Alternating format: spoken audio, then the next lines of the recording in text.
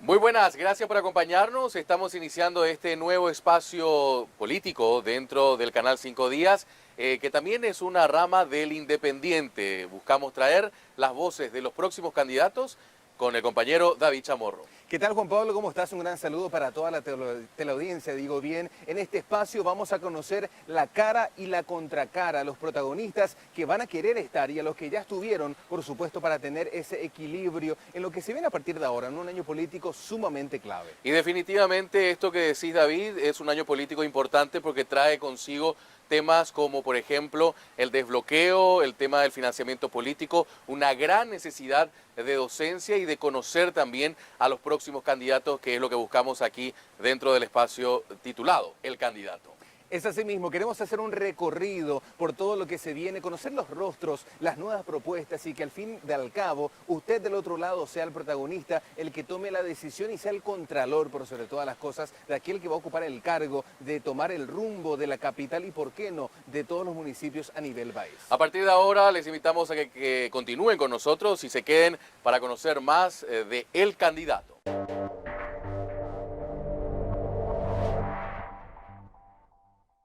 Agradecemos su presencia con nosotros. Nos encontramos en el espacio de El Candidato, el primer programa del Independiente, acompañado de mi compañero también, David Chamorro. David.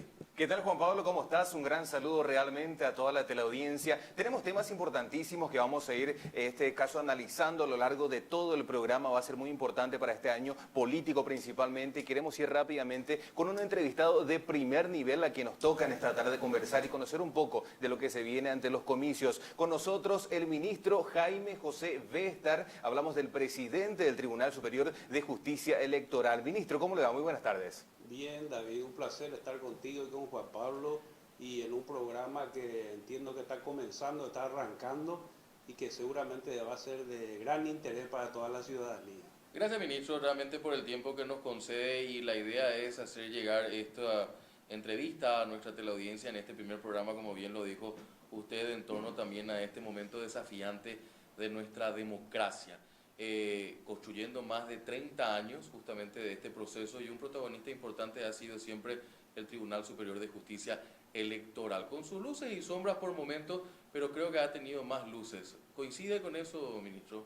Coincido y creo a esta altura que la idea de los constituyentes es de crear un organismo electoral que sea autónomo, que sea extrapoder y que tenga una capacidad de movimiento distinta a lo que es una dependencia del Poder Ejecutivo, o como ocurre en otros países, que esté muy vinculado al Poder Judicial. Eso ha logrado que la justicia electoral se consolide y que tenga un marco dentro del cual se pueda mover con autonomía y con transparencia. Así que creo que la decisión en aquella constitución, la que nos rige del 92, ha sido correcta, y hoy se pueden ver los resultados. Ha habido muchas elecciones disputadas, muchas elecciones con un resultado muy ajustado, y sin embargo se han aceptado los resultados.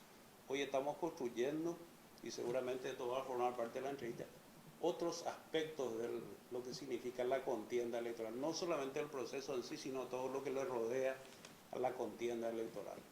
Totalmente, ya como lo estaba adelantando el ministro dando la premisa, este va a ser el primer año donde las listas desbloqueadas van a estar habilitadas. ¿Qué significa esto, ministro, principalmente para el elector? Durante mucho tiempo se debatió a nivel nacional y finalmente se consolidó una ley, se promulgó, se sancionó y se promulgó una ley que estableció el desbloqueo de las listas. Esto implica que el elector va a tener mayor posibilidad de elección, es decir, no va a votar solamente a una lista cerrada que se le presenta, sino que va a poder elegir dentro de cada lista una opción preferencial que implica la posibilidad de que un candidato X que tenga la personalidad suficiente, que tenga la presencia o sepa tener el carácter de convencer a la ciudadanía, pueda mejorar su posición en la lista. Para ello se tiene que recurrir a la tecnología, porque el escrutinio naturalmente es mucho más complejo cuando se vota de esa manera. Creo y estoy convencido de que es un avance importante, tiene sus cuestionamientos, en algunos países no existe el desbloqueo de las listas, pero nosotros estamos embarcados en lo que dispone la ley, y hemos encontrado la tecnología que creemos que es la más adecuada, que es la máquina de votación, que da una ventaja enorme como es la capacidad de hacer el escrutinio rápidamente, escrutinio público y fiscalizado como dice la ley.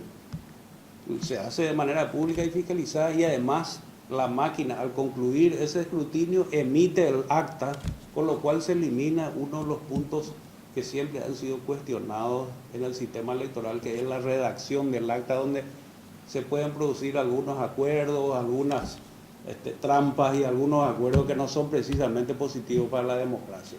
Este mecanismo, ministro, que usted nos está planteando que va a ser utilizado en estas elecciones, si hablamos en porcentaje, ¿en cuánto porcentaje se puede hablar de la rigurosidad en el conteo de los votos? Entendiendo esa última respuesta suya, que en el mecanismo anterior había alguna cuestión de negociado o negociación que se podía dar al final del día de la votación, ¿no? Bueno, quiero aclararles que en el Paraguay, a diferencia de otros países, el sistema de la votación electrónica o con máquinas de votación se va a aplicar en el 100% de las mesas. No va a haber en el Paraguay ni una sola mesa que no tenga máquinas de votación. En otros países el sistema de votación electrónica se fue implementando gradualmente. Tomo el caso de Brasil, que llevó más de 25 años y lo hizo de manera gradual. Primero los municipios más chicos, luego los que tenían mayor caudal electoral y así hasta llegar al 100%. Nosotros entramos directamente con el 100% de las mesas y si bien nosotros tenemos un sistema electoral robusto, bien sólido, que se caracteriza por la rapidez de la transmisión de los resultados, tenemos hasta hoy, ahora vamos a probar los resultados, un aspecto débil que era la redacción de las actas. Con las máquinas ese aspecto se fortalece enormemente porque la máquina al concluir, como decía recién, el escrutinio ya emite el acta absolutamente confeccionada, firman las autoridades de mesa y se escanea y se transmite el resultado. Así que allí vamos a mejorar sustancialmente. Yo creo que el margen de error va a ser escasísimo. No digo que no pueda existir, pero es ínfimo y creo que no va a tener ninguna incidencia en los resultados. Doctor, un poco de lo que estuve leyendo recientemente, justamente en cuanto a las máquinas de votación, es que cada organización política va a poder contar con 2 apoderados técnicos para que estén presentes y un poco de la crítica partida de que la sociedad civil no va a poder ser partícipe de este proceso. ¿Qué podemos decir al respecto? Bueno, nosotros estamos elaborando ahora, por supuesto, un cronograma de capacitación y de presentación en sociedad, por así decirlo, en las máquinas de votación. Ya hemos dado algunos pasos importantes, como por ejemplo utilizar las máquinas en la elección del Consejo de la Magistratura, a los 2 abogados que conforman el Consejo de la Magistratura, con un éxito rotundo. Ahora estamos saliendo a partir del 1 de marzo, del 2 de marzo, estamos saliendo a todo el interior del país, las máquinas ya fueron distribuidas para que la gente se vaya capacitando y vaya probando, porque no hay nada mejor que hacerle probar a la gente y que la gente misma nos pueda decir funciona bien o tiene esta dificultad, o hay que hacerlo más rápido, hay que mejorar en estos aspectos.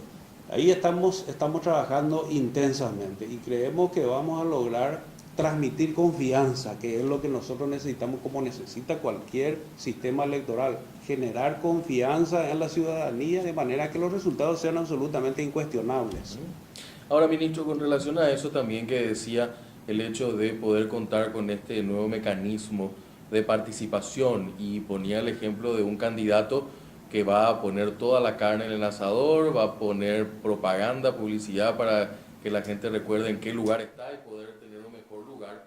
Entra también a jugar un rol importante el tema del financiamiento político en ese proceso, ¿no? Sí, absolutamente. ¿Cómo se está trabajando del TSJE con eso? La otra faceta novedosa del sistema electoral, además de lo que hablábamos del bloqueo de las listas y de la máquina de votación, es la incorporación del control del financiamiento político. En el Paraguay siempre hubo un control muy laxo, muy débil del financiamiento político, pero ocurre que en el mundo los organismos electorales se percataron de que al llegar a un cierto estándar de calidad, al llegar a establecer un sistema que funcione relativamente bien, se deben analizar otros elementos que hacen a la contienda electoral. Por ejemplo, el financiamiento político, por ejemplo, la publicidad, que haya un criterio de justicia en cuanto a manejar esos aspectos.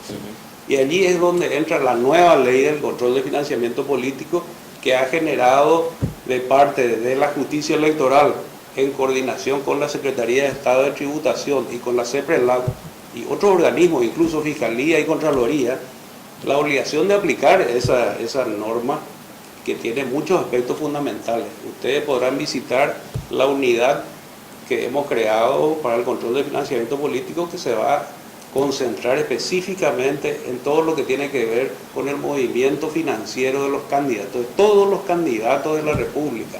Hoy día a intendentes, a juntas municipales y en el futuro candidatos a diputados, a senadores, a gobernadores, hasta presidente de la República, donde se va a poder hacer un seguimiento relativamente minucioso y expuesto a la opinión pública, porque esto se publica en el portal, de manera que exista una equidad y un control mayor sobre la forma en que se está moviendo el dinero en la política. Perdón, David, ministro, en relación a ese punto, para poder entender también, esto viene como una parte, una suerte de una agenda también internacional con relación al tema del gafilat y cuestiones parecidas, o una cuestión que ya venía trabajándose en el tema del financiamiento político. Ya venía trabajándose, pero obviamente adquiere mayor fuerza con el tema de gafilat y todo lo que se hace en cuanto a investigación del lavado de dinero. En este proceso tiene por eso mucha importancia también la participación de CEPRELAT en el control del financiamiento, y nosotros vamos a estar online, vamos a estar conectados con CEPRELAT, ni qué decir con Secretaría de Estado de Tributación, que hoy estuvo verificando las instalaciones y firmando un convenio con nosotros, pero es una agenda que no tiene retroceso. Y si ustedes observan lo que ocurre en todos los países de Latinoamérica, y por qué no decirlo, en cualquier otro país del mundo, el control del financiamiento es un tema que va avanzando sin tener posibilidades de bloquearse. Es así. Ahora, ministro, justamente tratando de redondear este tema, la votación electrónica en sí, a nivel país, a nivel regional, genera un gran tabú. En Paraguay sigue siendo un gran tabú y mucha desconfianza, mucho desconocimiento en cuanto a las garantías, a los protocolos de seguridad electrónicas o digitales. ¿Cuál va a ser la garantía precisamente que va a tener el ciudadano al final de la elección?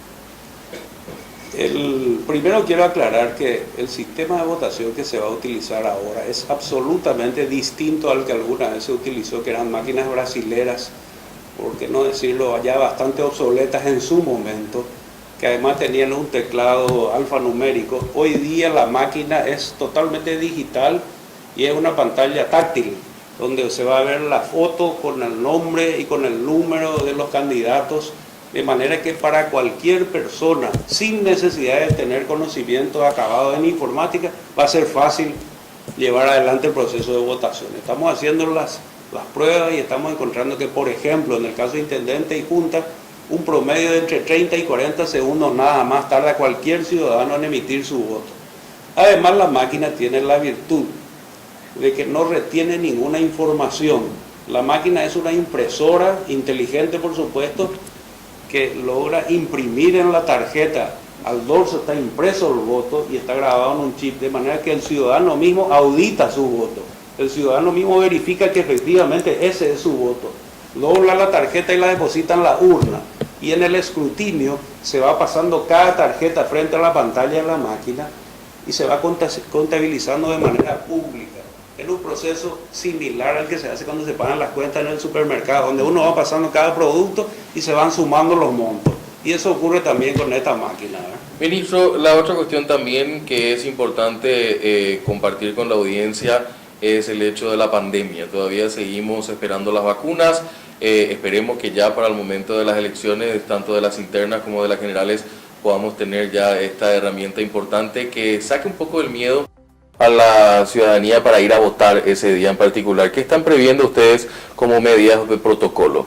Sí, estamos trabajando siempre en coordinación con el Ministerio de Salud con respecto a eso. Lo hemos hecho el año pasado con la elección del Consejo de la Magistratura. Creo y tengo la esperanza de que con las vacunas va a reducirse el temor y además vamos a aplicar un protocolo básico, que es lo que tenemos previsto, como uso del tapaboca, el distanciamiento, por supuesto, ¿verdad? El no contacto con algunos aspectos, con la cédula de identidad se exhibe a una cierta distancia, y eso todo representa un poco de demora en el proceso, en la agilidad del proceso, pero dependiendo de cómo avance el tema del protocolo de salud, ganaremos en velocidad. La máquina también, y esto es interesante que les comente, permite, como no está vinculada a ninguna mesa, usted recibe la tarjeta al identificarse y puede entrar a un salón donde hay 10 máquinas y vota en la máquina que está libre. son todas exactamente iguales, igual que los cajeros electrónicos. Uno entra y usa el cajero que está libre. Y en la máquina uno va, marca su voto, dobla la tarjeta y viene y deposita en la mesa donde se identificó. Eso permite ganar tiempo, porque uno no está esperando que termine todo el ciclo del que está antes, sino que va y vota en la máquina que está libre. Totalmente. Juan Pablo, si no tenés alguna otra consulta. Más que nada, pedirle al ministro que nos dé un poco algún mensaje general para la ciudadanía, David, en torno a este proceso histórico que nos va a tocar vivir, ministro. Yo quiero instarle a la ciudadanía una intensa participación y considero que la aplicación del voto con el sistema de desbloqueo de listas, más la tecnología, va a generar una expectativa interesante. Confío en que el sector joven, sector comprendido en la franja etaria entre 18 y 30 años, va a aumentar su participación.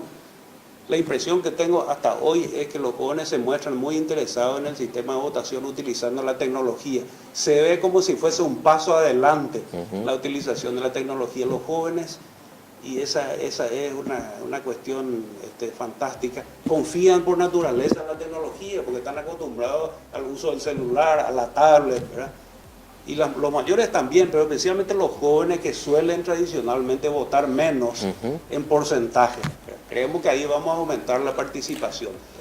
Y además, porque representa la posibilidad de mover la opción, ¿verdad? De tomar una opción de un candidato que a uno le gusta. Pongo un ejemplo, si a uno no le gusta una lista de senadores, como antes era, pero a uno puede gustarle un determinado candidato dentro de esa lista, entonces uno ejerce la opción preferencial.